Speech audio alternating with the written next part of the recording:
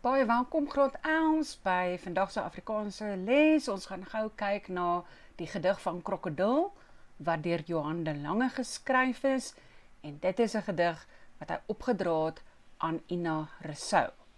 Kom ons val weg. Johan de Lange, wat die digter is in Pretoria gebore, grootgeword by sy ouma, bietjie baie ontwrigting as kind gehad. Hy was in 7 verskillende laerskole, tot hy natuurlik gematrikuleer het aan die hoërskool Hans Strydom, dis daar in Mokopong, of terwyl bekend as Naboomspruit, en hy het toe nou 'n werk gekry by Exclusive Books, waar hy vandag nog besig is. Hy skryf etlike bundels en poesie, en so het hy natuurlik ook in 1996 kortverhale begin skryf. So hierdie ouetjie is van kleins af, van jongs af, eintlik baie lief vir skryf en vir lees. Goed, Krokodil vir Ina Rousseau. Kom ons kyk gou wat beteken hierdie versreëls. Ons gaan dit so reël by reël bespreek. Die krokodil hang aan sy gemmer oë. Now, grade 11's, gemmer is in English ginger. Dis daardie rooi goue kleur. En dis 'n metafoor, in English a metaphor, because they compare the eyes of the crocodile with the color of ginger. Dan gaan ons verder en ons lees van die watervlak. Oë van 'n kat vertikaal gekeep. Julle sien daai dash daar in line 4 and 5. Daar vergelyk hulle weer vir ons die oë van die krokodil met die van 'n kat. En daai wat hulle verwys, wat hulle sê vertikaal gekeep, they refer to the pupil of the cat's eyes. Now, this crocodile's eyes, that pupil, also look the same as a cat's eyes. Vertikaal gekeep. Reël 6 sê hulle verder vir ons, hierdie krokodil hang aan sy snoet. Nou, 'n snoet is in English 'n snout. Hy hang aan sy snout, daai lang bek en neus van die dier. En wat doen hy? Hy lyk soos 'n growwe stuk boomstomp. Weereens 'n metafoor waar hierdie snoet vergelyk word met die van 'n boomstomp. Die romp en pote, romp is sy lyf, his body, en wat doen hierdie lyf en pote? Hy dryf roerloos. Roerloos people, he's floating with his body and legs not moving. En waar? Onder die water. Hierdie roofdier van die water, predator of the water. Hy is op wag, en wat doen hy? Op wag, wat moet 'n krokodil doen? Hy moet jag, hy moet hunt, hy moet vir hom kos vang. En wat sien ons is om hierdie krokodil wat hy vang? Daar is eerstens 'n wulp, curlew. Dis 'n groterige trekvoël met lang bene en 'n lang dun snavel wat by die water woon. En dan is daar 'n ekster, 'n magpie, 'n swart en wit roofvoeltjie met 'n lang stert.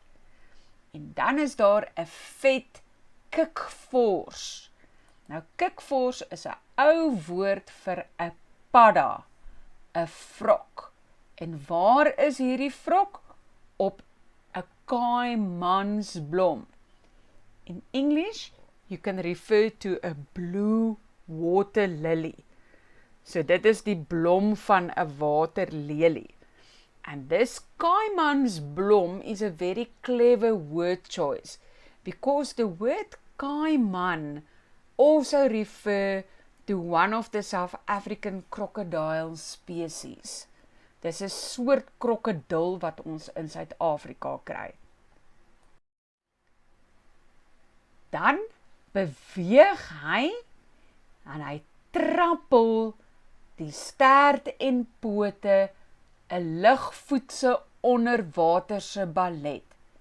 So trappel, amper soos trample, hy beweeg aanhoudend vinnig met sy voete en pote op en af, dat hy lyk asof hy onder water, under the water, 'n sort of ballet doen.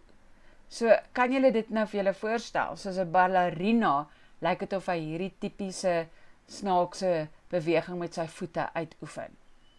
Dan in reël 26 beskryf hulle vir ons op land, is sy maag, sy stomach, laag teen die sand. Krink sy hakke in 'n komieklike lomp waggel. Met ander woorde, hy draai sy hakke, turn his heels in a sort of a funny way. It looks like he's clumsy, en dan lyk dit ook asof die krokodil so waddle, asof hy heen en weer beweeg soos 'n eend. So hier beskryf die digter vir ons, wanneer hierdie krokodil op land is, lyk hy baie funny, wanneer hy met sy kort beentjies onder hierdie swaar gewig van hom teen die sand moet loop, en sy maag sleep so teen die sand, dan lyk dit of hy onder daai gewig wil vou. Maar wat nog, hy lê in die son met sy bek oop. Dan met sy antieke tydlose gryns. Nou mense, gryns is a sort of grin. Now it looks like you are smiling, but actually it's one of hatred. You are cruel. It looks like you smile, but it's not really a smile. Nou, om hierdie krokodil is 'n klomp insekte. Dan in lyn vir die uit, verwys hulle na die wyfie krokodil, waar sy eenkant haar eiers gaan lê, maar nie hoe nie, slie. Slie asof sy skelm is. She's cunning, sy skelm, want sy probeer om hierdie marabou voël, that big bird, met sy lang bene, probeer sy uitoorlê. So she's trying to outsmart that bird, so that he can't find her eggs, want hy eet die eiers as 'n maaltyd. En dis hoekom daar in reël 43 na sy snoeperige snavel verskyn. Nou hierdie voël lyk baie soos 'n storkbird, daai sprinkaanvoël. En hy lewe ook soos 'n aasvoël, want alles wat oorbly, al die insekte of tipe van paddas of selfs die voël eiers wat hy kan kry, reptiel eiers, gaan sniffel hy uit en hy eet dit dan as sy maaltyd. Hy jag nooit sy eie kos nie, hy kyk maar wat is daar wat hy kan aas. En dan kan ons hom ook sien as 'n greedy tipe voël wat baie lief is daarvoor om lekkernye te eet. En hy is baie synig, hy deel nie dit wat hy met die ander kry nie.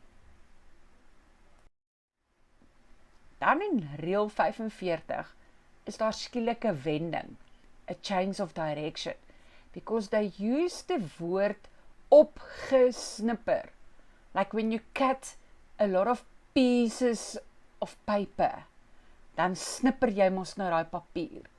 Opgesnipper en uitgeknip, gepoleer, gepatroon. Now remember, when we use the word ge in front of a verb, it means it's in the past tense. Nou, uitgeknip, gepoleer, gepatroon, gestik. So something happened here with the crocodile. Wat het met die krokodil gebeur? Die vel, the skin of this very dangerous and strong animal is cut in pieces, and then it was sewed together so that they could make a handbag, a bag. That's something what women use, is 'n handsak. En kyk net hoe mooi beskryf hulle verder vir ons daar in reël 49 tot 54. Hulle sê nie vir ons direk dis 'n handsak nie. Hulle sê die krokodil word nou iets ligs, something light, wat oor 'n vroulike skouer geglip word, wat jou vrou oor 'n woman's shoulder, en dit maak oop en toe. It open and close, om allerlei kleinighede te sluk, to swallow all sorts of pieces, small things. En nou is die krokodil nie meer hierdie sterk dier nie. Nou is die krokodil die victim, die prei, want nou die krokodil se vel 'n handsak geword.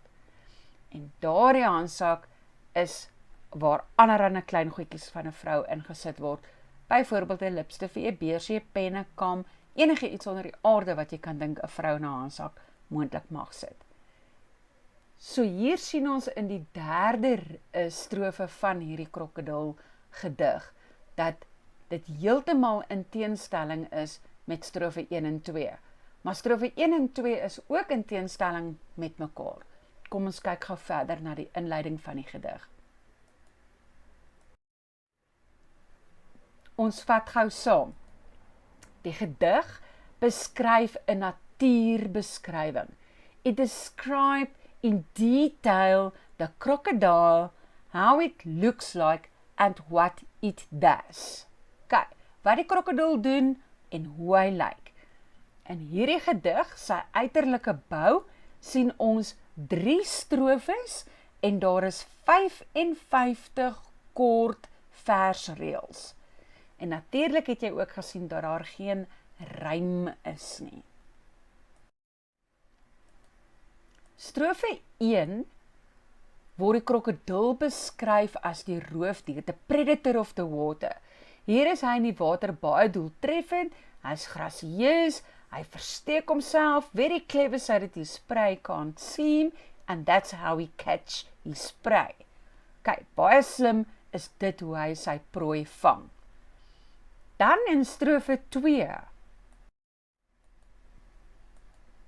Hier kry ons nou 'n teenstelling, want waar die krokodil nou eers so vinnig in die water was en die predator, word hy in strofe 2 beskryf as hoe lomp hy op land is, how clumsy he is on land, how slow he is on land. Dan lees ons ook waar die vroulike krokodil, the female, how she lay her eggs and how she have to hide it from the marabou, a very clever bird, because if he gets to the eggs, he's going to eat it. En sy moet dit so slim wegsteek, dat selfs daar die marabou dit nie kry nie. So, ons sien klaar, strofe 1 en 2 is in kontras. Een vertel hy vir ons hoe goed en vinnig hierdie krokodil in die water is, hoe hy hom kan versteek om die prooi te kan kil, dat hy sy prooi kan vang.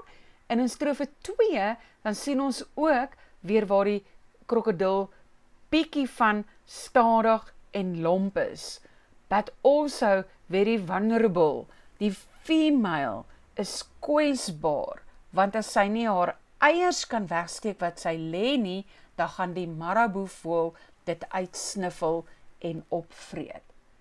And then instead free is another opposite, a totally change in direction, waar hier die krokodil, wat die roofdier en jagter is, the predator and hunter, becomes the prey. Hier beskryf die digter hoe hy 'n luukse handsak uit krokodilvel kan maak, en hoe dit die enigste ding nog eintlik is wat die krokodil gaan sluk. He does not swallow any prey anymore. He'd swallow, and that's why die woord sluk is daar in aanhalingstekens. He'd swallow all little small thingies. Sluk allerlei kleinighede. En dis daai goedjies wat vrouens in hulle handsakke bære. Ons praat ook van 'n paradoks wat in hierdie gedig voorkom, graad 11. Now, usually in Johanna Lange's work, you will find this paradox. Now, once of all, kom ons kyk gou, wat is 'n paradoks?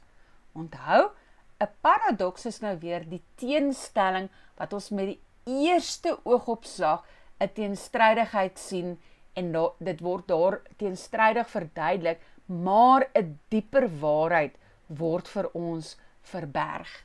Nou, die eerste teenstelling wat ons gesien het, was in stanza 2, toe die krokodil skielik op land nie meer so vinnig is, soos wat hy in die water is nie. En dan kom die change of direction in die derde strofe, waar hierdie krokodil nou heeltemal die prooi word, in plaas van dat hy die predator of the water is. En hier is vir julle nou 'n paar voorbeelde van, om vir jou te wys, produkte wat uit krokodilvel gemaak word. Kyk, weer eens belangrik van hierdie paradoks, ons moet onthou, hierdie paradoks word nou nie net getoon tussen die jagter en die prooi nie, waar die krokodil wat eers die jagter was, the crocodile was first the hunter, and now it becomes the prey, because the only use for a crocodile is now, after they've killed it, to use his skin to sew handbags. Dit gaan ook oor natuur en kultuur. So met ander woorde, die natuur kan nie vry en aangaan en lewe soos wat dit moet wees nie, want die mense kultuur is weer om te kom en met luukse goed te wil lewe en te wil oorheers. Om so 'n krokodil handsak te hê, is 'n luuksheid en nie iets wat mens nodig het nie, want jy kan van baie ander tipe materiale handsak maak. So dan kan mens wonder, nou is dit dan reg dat die mens die krokodil dan doodmaak? Ons weet these days people, they also use the meat of crocodiles to sell that in restaurante. Die uiterlike bou van die gedig, kom ons kyk gou hierna. Dit is 'n vrye vers, daar is geen rym nie. En natuurlik weet ons ook dat die strofes nie ewe lank is nie. Daar's glad nie 'n spesifieke patroon in die lengte van die versreëls. You are going to see that some lines is very short, others is only one word, and then some is only 4 words. En daar wys ek nou vir jou al die lyne, die versreëls op een bladsy, sodat jy kan sien wat hier word bedoel. So as jy mooi kyk daar, reël 8 is een woord, waar hierso weer by reël 33 3 woorde is. Reël 32 is 4 woorde. So dit is heeltemal verskillend. Nie een lyk dieselfde nie. Dan ook belangrik, graad 11, as ons die hele gedig nou uiteen sou sit en hierdie geskryf van ons vat en ons draai dit, laat dit plat lê, dan gaan dit tipografies in die vorm van 'n krokodil nageboots word. Daar sien julle nou. Daar het ons dit nou alles gevat en van reël 1 tot reël 55 gaan uitskryf, en so sien jy nou, as jy kyk na hoe hierdie sulke golfies loop, amper asof jy die krokodil nou van die kant af bekyk, soos hy in die water dryf met sy skubbe op sy lyf, lank en snaaks en nie oral dieselfde gevorm nie. Slim van ons digter, né? Ritme en metrum in hierdie gedig. Kort versreëls veroorsaak dat elke woord beklemtoon word. So they emphasize every word when there is a short line. Dit skep vinnige ritme en metrum. Die titel en die inhoud. Die titel en die inhoud is ook vir ons baie belangrik om te sien hoe dit ooreenkom. Die titel verwys dat dit gaan oor 'n krokodil, want die titel is krokodil. Dit is belangrik om te weet. Dan, die inhoud voldoen aan hierdie verwagting dat ons oor 'n krokodil gaan praat. In die krokodil in die gedig word daar oor die krokodil gepraat en beskryf hoe hy in die water is en hoe hy op land lyk en optree. And then, this nature description, die natuurbeskrywing, sluit ook aan by die opdrag waar ons daai subtitle lees onder krokodil vir Ina Rousseau. So it's correct, it is also a nature description for Ina Rousseau. En soos ek voorheen genoem het, is Rousseau bekend vir haar natuurgedigte. Rousseau is one of the poets who love to write anything about poetry, about the nature. Woordkeuse, baie slim woordkeuse. Ina Rousseau was Johan de Lange se mentor, dis hoekom ons baie keer van die oud woorde hierso in die gedig kry. Verouderde woorde soos kikvors. Kikvors staan ons vir 'n padda. Ons gebruik dit lankal nie meer in Afrikaans nie. As ons sê die padda sing by die dam, dan weet almal waarvan ons praat. As juffrou sou sê 'n kikvors is nou by die dam, gaan jy wonder waarvan praat ek? Dieselfde met kaimansblom. Ons weet kaiman is 'n tipe krokodil en as jy dit nie geweet het nie, maak dit nou vir jou sin omdat hierdie kaimanblom nou pas by die krokodil gedig. Verder gebruik die digter ook oudtydse vorme wat mense nou bietjie duisende jare terug nie laat verander het nie. Woorde soos antieke, antique in English, tydlose, timeless. 'n krokodil het oor baie jare nie verander en hare bygekry in plaas van sy skubbe verloor nie. 'n krokodil is 'n krokodil, net soos ons hom onthou, sal hy altyd wees. Goed, die fokus in hierdie gedig, the focus in this poem, strofe 3 is in kontras met strofe 1 en 2. So stanza 3, people, is the opposite of stanza 1 and 2. There's a contrast, there's a botsing.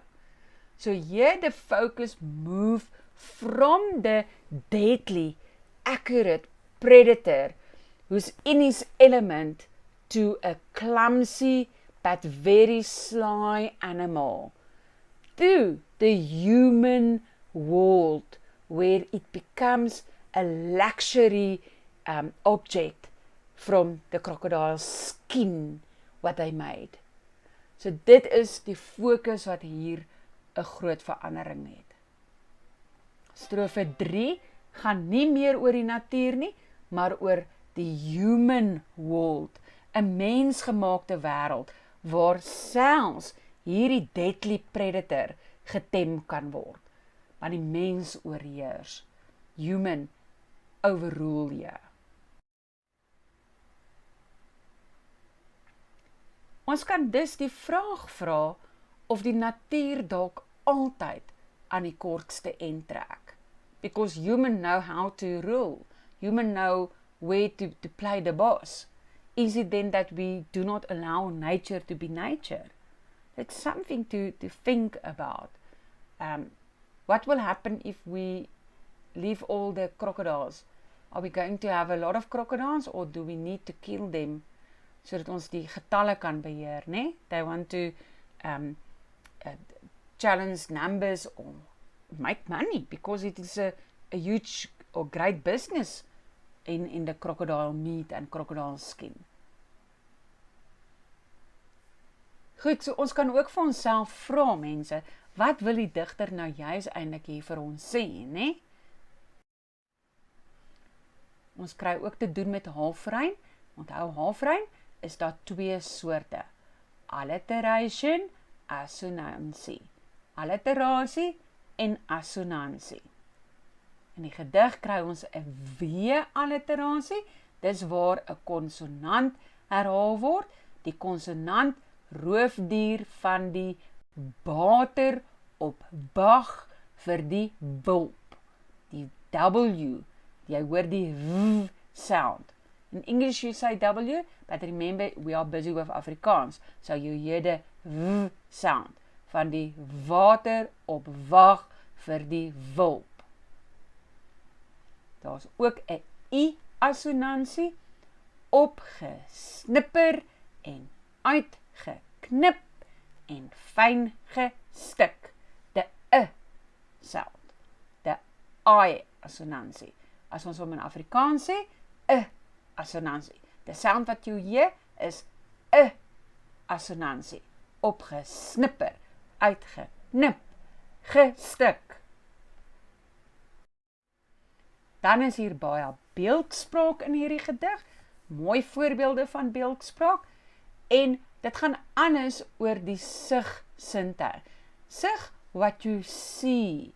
All the descriptions of the crocodile, what you see, people. Daar's baie beeldspraak in dit. En in stanza 1 word dan nou vir ons gesuggereer hoe hierdie krokodil wat in die water is vir ons as mens lyk. So dit lyk of sy oë en snoet hang, want die res van die lyf wat sigbaar is, word met 'n metafoor aan 'n boomstomp gelykgestel. Kyk, dit word weggesteek onder die water, so dis kom dit lyk soos 'n boomstomp wat daar so float, wat daar dryf. Daar's 'n prentjie wat vir jou wys hoe lyk die krokodil wanneer hy dryf. Nog beeldspraak. Die oog se piepel word ook deur die metafoor aan die van 'n kat gelykstel. Daar kan jy nou baie mooi sien hoe lyk hierdie krokodil se oog. En dan kry ons personifikasie waar die wyfie krokodil as slu beskryf word en die sluwe marabou se snavel is snoeperig. So mense, actually, an animal can't be try to be cruel or skelm, soos wat ons dit aan 'n mens sou toeskryf. Dis hy daai is 'n skelm persoon nie. Maar hier het die wyfie krokodil probeer om skelm te wees sodat sy haar eiers kan wegsteek. En die marabou het ook probeer om die eiers te vang en uit te sniffel en snoeperig, want hy wil soek hierdie lekkernye net vir homself. Daar sien jy is hoe 'n marabou lyk, en daar wys hulle vir ons die ander voeltjie, die wit en swart voeltjie, wat mens nogal baie keer kry, so tussen die krokodil se tande, daai stukkies vleis en goetertjies en insekte of wat ook al wat daar vassteek, uitkom eet. En as 'n krokodil sy mond toemaak, sy bek toemaak en nou die voeltjie sluk, is sorry to hear. Dan is dit nou maar 'n happy, né? Nog beeldspraak is hier waar die handsak gepersonifieer word, because personification, kleinighede sluk. The handbag can't swallow. But because of the fact that a handbag is made by the crocodile's skin, the crocodile swallow his prey, so now the crocodile is dead, and it's the skin who become a handbag now, who swallow the small thingies what a woman would most probably put in a handbag. En daar wys hulle vir jou, as jy die handsak oopmaak, van bo af sien jy allerhande goetertjies wat daar ingepak word.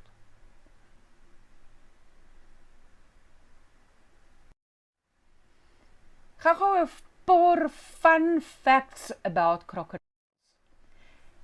Have you ever heard the term crocodile tears? Now people, it really happens. There's an age-old myth that when crocodiles cry when they're devouring their prey. So while technically crocodiles have glands that can produce tears, it's not actually considered crying.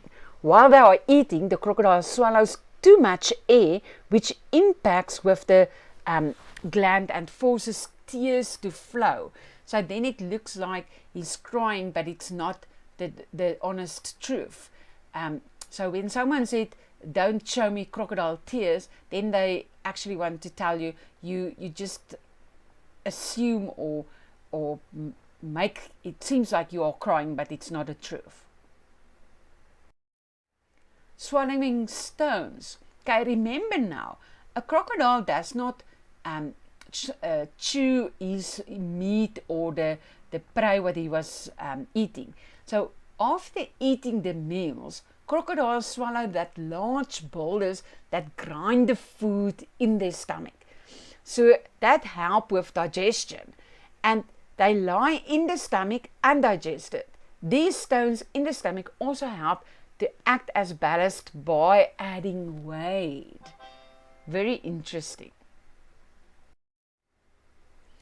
And here is the questions in our booklet where they refer to some of the answers. Die eerste vraagie was net, jy moet 'n eenvoudige skets teken van hoe jy dink 'n krokodil en 'n kat se oë lyk. Daar is sommer net prentjies. Jy sal nou nooit so eksamenvraag kry nie, maar ja, dit is belangrik. Dan nommer 2, watter dele van die krokodil is onder die water weggesteek sodat 'n mens dit nie kan sien nie?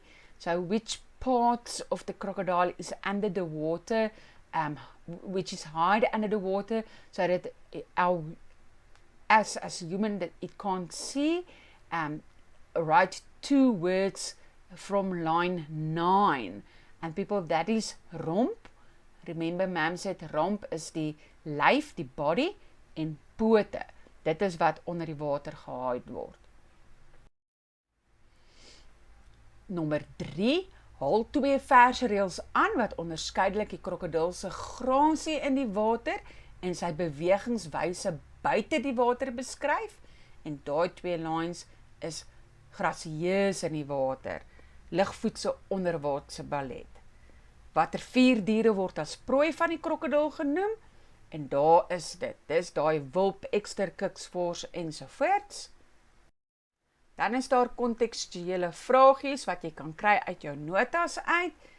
Nommer 2 is 'n oop vraag, hang die krokodil regtig aan sy oë? Mense, nee, dit is waar jy net moet kan agterkom. Hy dryf in die water omdat dit alles wat bo die water uitsteek. Watter kenmerk van 'n krokodil word deur antieke en tydlose beklemtoon? Dit gaan oor hulle oerdiere is, hulle verander nie of het nie verander oor die duisende jaar. Dan watter verandering is daar in reël 38? Sy lê eenkant. Hoe verstaan jy die effek hiervan?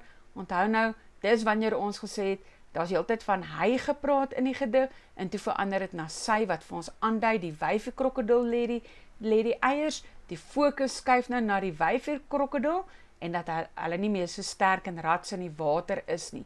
So die wyfie diere is weerloos wanneer hulle eiers lê. Females is vulnerable when they have to lay eggs, or even when they must give birth to the babies, the little ones. En krokodille is net so weerloos buite water. Nommer 5, praat hulle net van alliterasie, wat jy natuurlik daar moet verduidelik, wat is die effect of the alliteration? Dit allitereer die S-klank, sodat dit vir ons die sloe. En dan ons laaste vraagie, wanneer die maak van die handsak in die laaste strofe beskryf word, gebruik die digter 5 werkwoorde. Onthou, ma'am, explain about the verbs, en die rede daarvoor, it's all about a process. That's why they use it in the past tense. Want dis nou 'n mensgemaakte voorwerp wat hier gebruik word. Dit is dan die einde van ons gedig Krokodil. Ek hoop dat dit vir jou baie meer sin maak en dat jy mooi verstaan waaroor dit gaan. Sterkte, totsiens.